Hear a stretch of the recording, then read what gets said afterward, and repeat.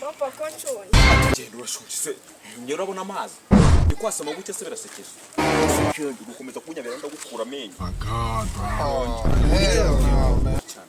Kuna kwibyari uwaso. Abantu biki gihe. Ngo nduwaso se umuntu naso. Dore ahubwo diru ngiye kukubwira. Umva? Dore abantu bakunda gufasha abantu bigize mu mitwe amugaye. Ukabona kumva uti. uri kumva si ibyo bintu byakora ko muri Kigali noneho ujya muri Kigali barimo bafasha.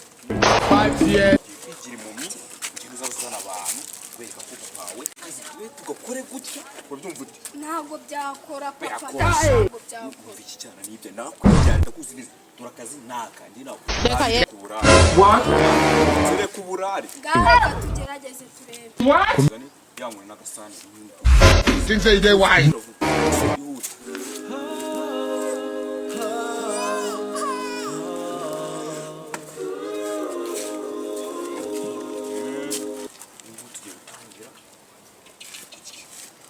Durano wana. Igiye kumugaba dore papa wanjye ni musigo.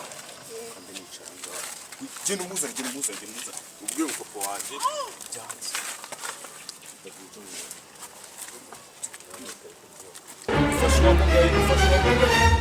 What? Why? Wajya ugafasha uriya muntu se ko yamugaye amaso. Mugaye amaso? Okay, twagiye tukanywa. Ubu twageraho ukamureba. Mufashe imumyi. Dore n'ubuhungu uyu. Mufashe imumyi. Musanga ari kugikenera n'ikiganiro. Wabukoze. Murakoze. Bye. Mwirire. Yego.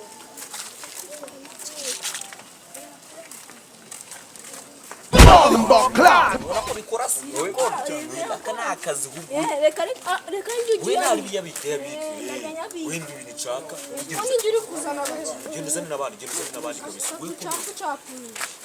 mufashe imumyi. Turashize noneho.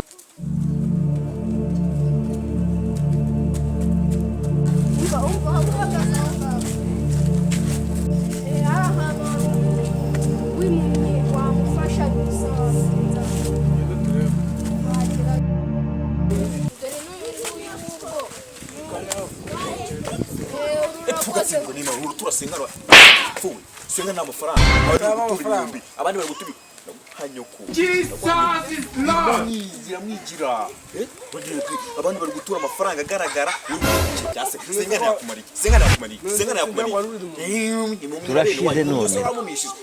bita ngukure mu rwagashya n'urukaro ndaguhanyoko tura amafaranga mazira zuzana amafaranga manzi Nadi mafaranga. uyu mutindo mukuye.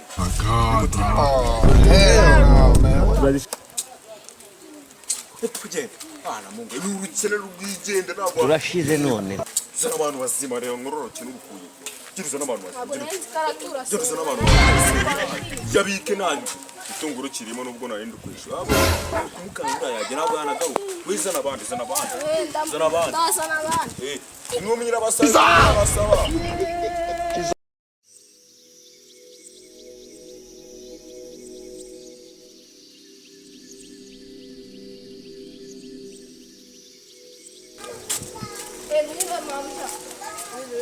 Hara efa imumyi iri gushaka amafaranga dore ngo nshonje wayifashe.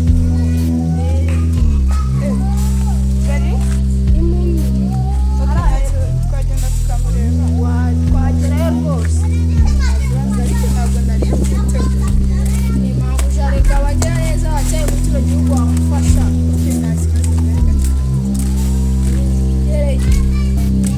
Mumira basaba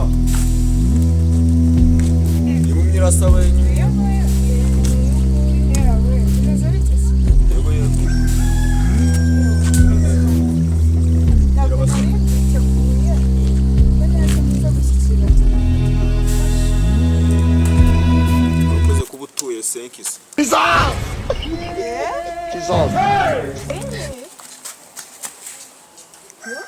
Mkonya kuzona kayumba. Urareba? Ubwe n'iki kari senyisa? ubwiwe n'iki karisenyi kuki mwifata ubwo kuba wafata amaguru yawe n'amaboko ukajya kuyakoresha ko uri umuntu buzima ni ibintu byakunanira kuri gusabiriza mu bantu nta soni umuntu azaza yiga ubuzima hasi hejuru ubu twebwe tuyabona amafaranga iragurifata Zana amafaranga ndi impumyi kumbura reba warahamye urakize kuko batuye 500 wari wayazanye dore akujonya nareba undi muntu nyafashe bari kubita amaguru wakagombye kubagiye ntabwo akurikiye kabwirwa inkuru uko mwaba iyo turase wari kubiki turashize none